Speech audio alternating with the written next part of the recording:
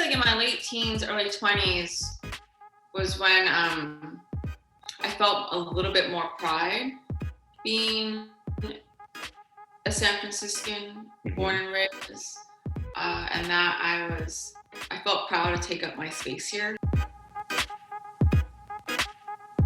That was poet, activist, and scholar Thea Matthews. I'm Jeff. Welcome to Storied San Francisco, a weekly podcast where San Franciscans from all walks of life share their stories, and you get to know your neighbors. In this podcast, Thea, who was born and raised in the Excelsior, talks about growing up with a single Latinx mom and how that played into Thea's own identity as a Black woman. She shares how her view of San Francisco evolved as she became an adult, and how the city has shaped her art. Toward the middle of the podcast, she reads her poem titled St. Francis. Thea ends this episode talking about racist moments in her life that stand out and form a backdrop for her embracing the Black side of her humanity. Here's Thea. My relationship to San Francisco is a complicated one. Mm-hmm. It's like a moody love-hate relationship. Because I can walk this street, like I can walk anywhere in the city just about, right, with my eyes closed. I've been to a lot of cities, I've traveled, but I've never lived anywhere else. Mm-hmm. And honestly, even though the city is pretty small, there are probably like some alleyways I have not ventured into, you know? Like, there are some streets where I'm like, nope, I don't think I've ever walked down that street before. Totally. But I am definitely a walker. I walk a lot, especially living now in the Sunset. I go walk from the Sunset to the Haight to the Mission, or to the Castro. I can just keep going, you know, walk even just to Bernal Hill area. Mm-hmm. It's pretty easy actually to get anywhere in the city. Yeah, I'm Black, Mexican, Indigenous. My dad, my biological father, pretty aligned with the Great Migration and just having roots in the Carolinas and the South, mm-hmm. and then folks migrating up to Detroit, and then from Detroit coming out to the Bay.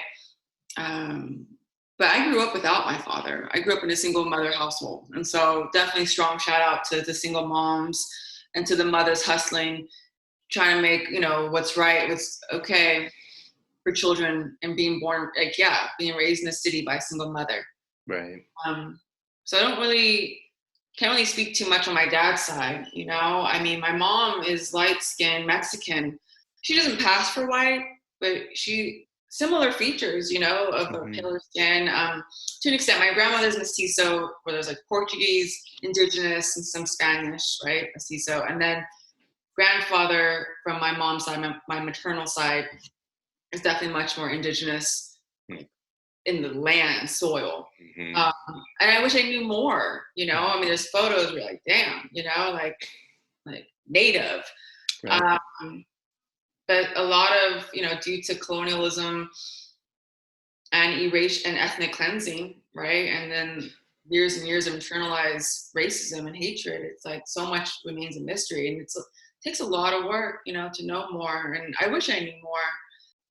So grew up with, my mom, grew up in the Mexican side. And it was interesting because, like I said, there was internalized racism. I have a sick aunt who called my brother and I nigger babies. Mm. It took adulthood and my own politicized internal movement. Not that I carried internal racism with me, but I would say more so a deeper, profound appreciation for Black and Brown liberation. How if we are truly fighting for freedom, we must all lock arms. It can't be this one minority pinned against another. And that's right. The classic default, right? Tactic of war from the powers that be. And it was really disheartening to just hear that of mm-hmm. bitch, you ain't white, Mm-hmm. Mm-hmm. If I say it really frankly. And that was really hard growing up. Because when I'm walking down the street, no one's like, oh, even though I'm mixed with Latinx, it's like the master status is being Black. Right. That's what appears more. Black takes over precedence, right? Right. And so growing up from the Mexican side, from my mom, like I didn't learn Spanish because my family, it wasn't, for whatever reason, it wasn't okay to learn Spanish. I really had families who really fought to preserve the language, but it's only within like the last 20, 40 years, I will get this totally wrong. This is something to be checked. But basically my point being is that being bilingual was really kaput against. Like it was not something that was like, oh, an advantage. Right. It was like, you must learn English and you must really adopt this way, right? Like you live in white America, you must be white America. You must work to assimilate. Mm-hmm. And that is exactly what my maternal side sought to do. Okay. And that was really painful. That's just from the family. I don't even spoke about the school. But point being, my childhood was like I was never Black enough, and I sure as hell wasn't Mexican enough. Interesting. Do you know what brought your mom or her family here? My mom's Chicana. She's born. Oh, she's from here in San Francisco, or? Yeah. Born here. Okay, so you're half second generation San Franciscan. Oh yes, I guess so. Is that what we call it? Yeah, yes, I'm second generation SF native. Wow. So you said you grew up in the Excelsior. Do you want to talk about life in the Excelsior? I'm not even going to start guessing how old you are or when you grew up. So can you just tell me? Yeah, no, I'm 32. So I was born November 22nd, 1987 at 8:37 in the morning at St. Mary's Hospital, where they don't even care babies anymore. Mm-hmm. And so growing up in the 90s to early 2000s in the Excelsior was a lot, it was rough. It was so rough. Because there were high schools back then. There was McAteer, Burton. Just remember seeing like a lot of school fights, like just a lot of fights on the street. Mm-hmm. But there was a lot of cool things though too. Point, like, get a good meal, get a good burrito, nail salon. I live right next to, my first nail salon was like right next, like under the right next to the building. But yeah, I don't know if I have anything to say. Like Excelsior, hopefully, can preserve its family culture, and hopefully the Excelsior can stay preserved. I mean, in essence, in many ways, that region of San Francisco remains, I don't want to say stuck in time, but it definitely is timeless. Like there are joints there that have been there for years, and I think it's because of the area and the population. At least from my time living there, it didn't really gain much attraction. Like it wasn't like a hit spot. Like, there might be like one bar at one point, like on Geneva, but for the most part, it's like a lot of families are packed in these small apartments. There's nail salons, taquerias, Latinx restaurants, whether that's like Salvadorian food, Mexican food, pupusas. There's some churches and a few banks. Would you say, is it safe to say still largely untouched by gentrification? Yeah, I would say largely untouched. I mean, right before I moved, there was a coffee shop next to a donut shop, and I was very wary of that because that's isn't that sad? Like the gentrification, when you see a nice up-to-date coffee shop, you're like, I don't trust it. But I think it's Black owned though, so I think it might be like cool. Because I saw something of Excelsior coffee being Black owned. I could be mistaken about that, but yeah, I would say that region, like that's like Excelsior, because it's schools, it's families, it's working class, a lot of undocumented folks, a lot of immigrants, a lot of people, a lot of children. I think it may have changed, but when I grew up, I felt like everyone was a child. Like there was just a lot of families. Right. So you grew up all the way like through school there, or? Yeah, I was raised Roman Catholic, and Oh, me too. I'm definitely spiritual today, but I can't say I'm fully like a Roman Catholic, like die hard, ride or die. No, I'm not. I appreciate it, but yeah, I was raised Roman Catholic, so I went to Epiphany K through 8, and then later went to Immaculate Conception Academy for a few years in the Mission at all Catholic high school, and so yeah, Epiphany was walking distance or like a quick bus ride away, and so everything was centered around there, and it's tough. Yeah, it's not like I was really living life. I mean, I felt like my childhood and adolescence was a lot of survival. Um, so it's interesting looking back and try to bring in like an objective eye to the situations or to what I was seeing. Well, I feel like a lot of times we need contrast. Like you have to live somewhere else or travel somewhere else, and then you come back and you see, you need two things to be able to, if you spend your whole life in San Francisco or your whole life in the Excelsior, that's your world. That's all you know. I'd say like in my late teens, early 20s was when I felt a little bit more pride being a San Franciscan, born and raised, and that I felt proud to take up my space here. That, yeah, because prior to that, I really did not give, like, I didn't care, I didn't have appreciation of SF or, I didn't really care about the city. It wasn't until I realized that people flock from all over the world to come to San Francisco where I was like, you're coming here. I guess I'll stay here then a little bit longer, And this was pre-gentrification. This was like pre-neo-colonialism and just another wave of ethnic cleansing and shoving out artists and color. This was just simply like meeting tons of people that were like, I don't know, have this romanticism regarding San Francisco and like the old culture of the 60s. And because, so much took place here. But so much of, I think what brings people out here is a memory, the facade, or like, memory where it's not necessarily rooted in real time anymore. Or what? It's past. Like what's happening right now.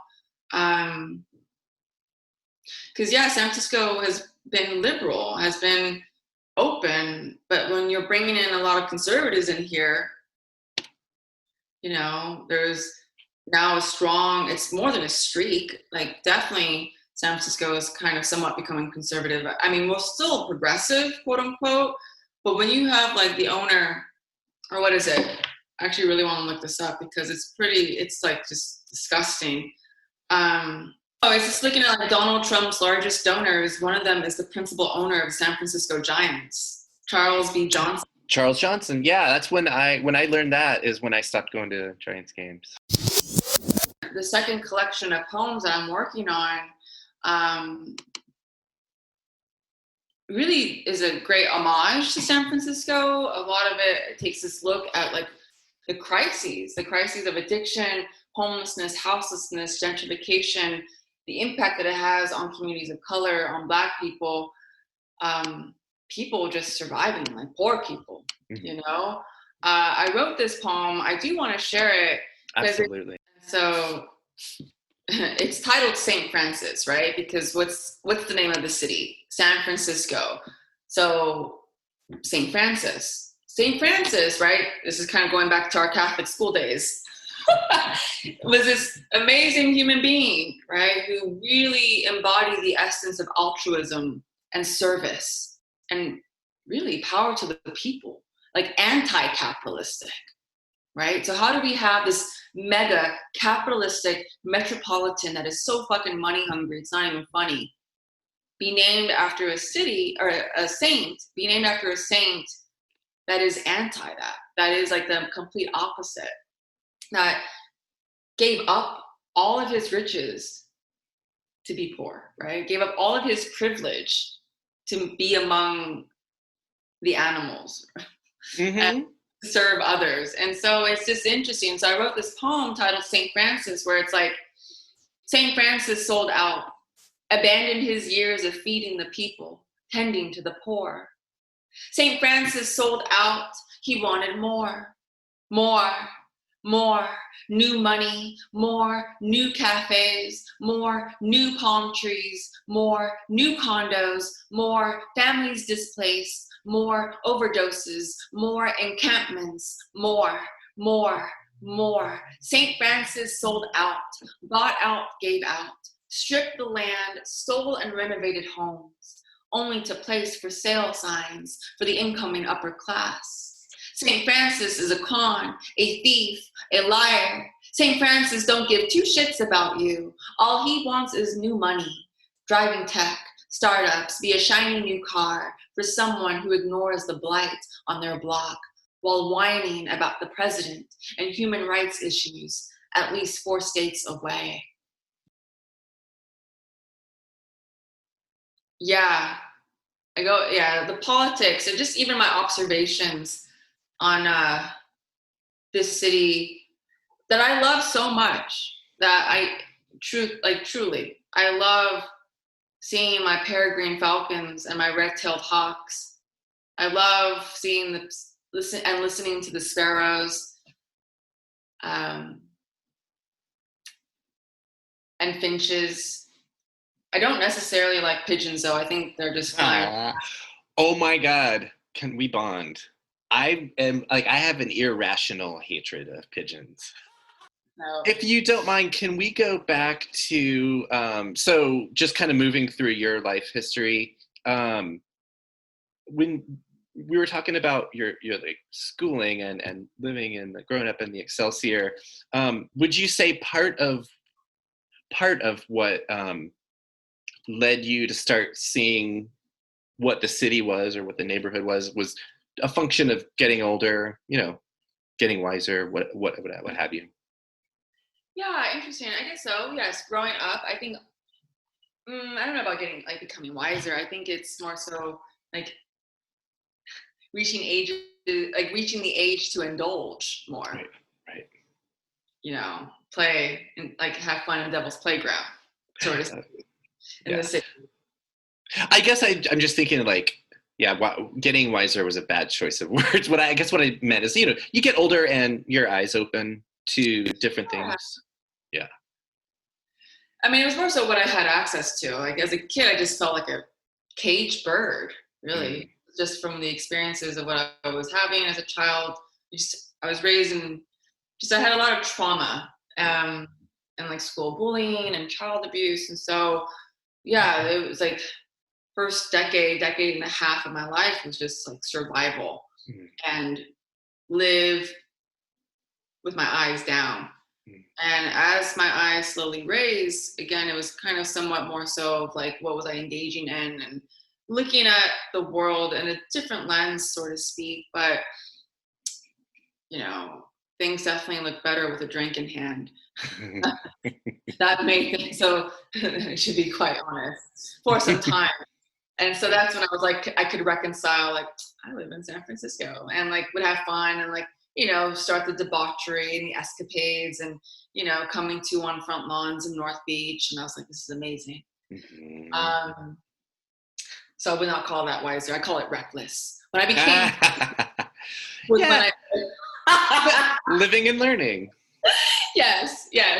Making mistakes so that you can learn from the mistakes. Yeah. That's it. So, yeah, becoming reckless and meeting folks and bonding with artists and students and San Francisco. It's okay, cool. I guess, I do come from somewhere awesome, even though it's now a legacy. And it's still times are changing.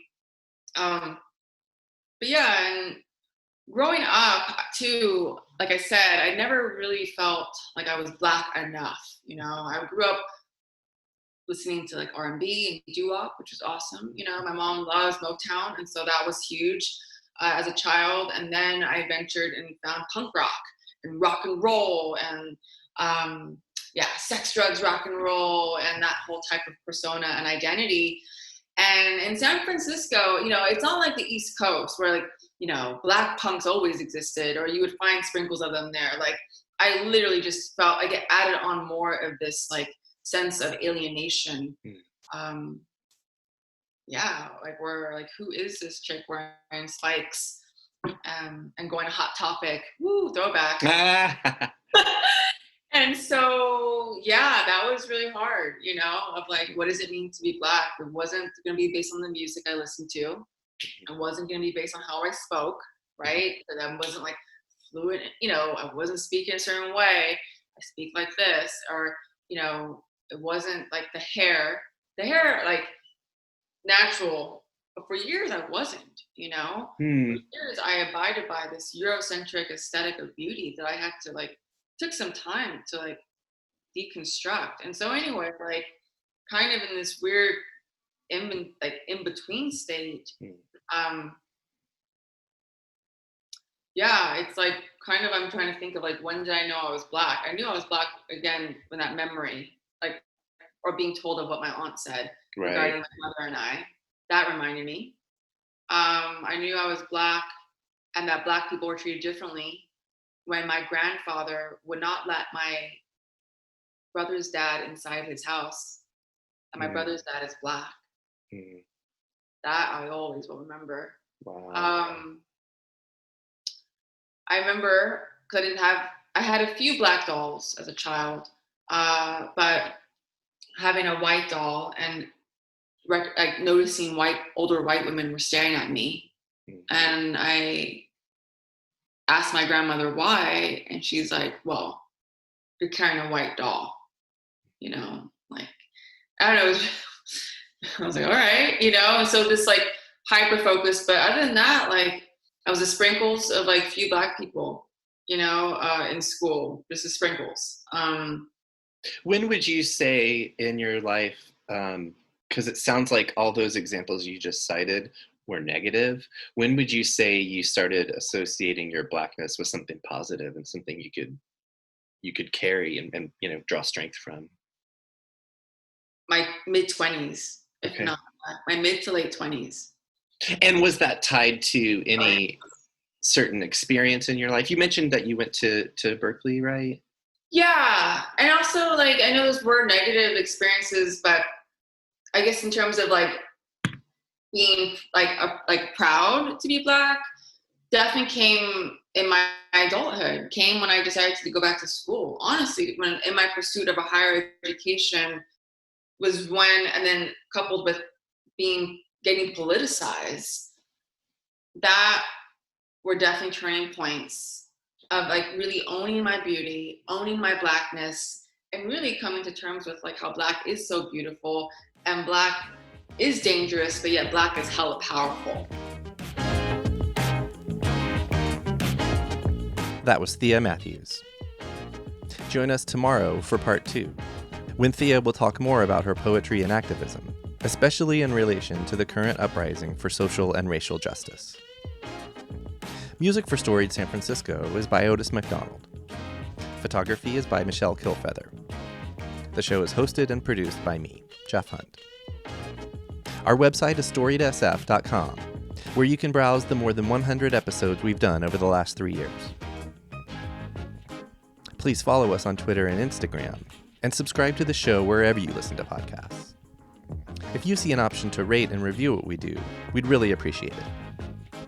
And if you have any feedback or people you think should be on the podcast, our email is storiedsf@gmail.com. Thanks for listening. Stay strong, San Francisco.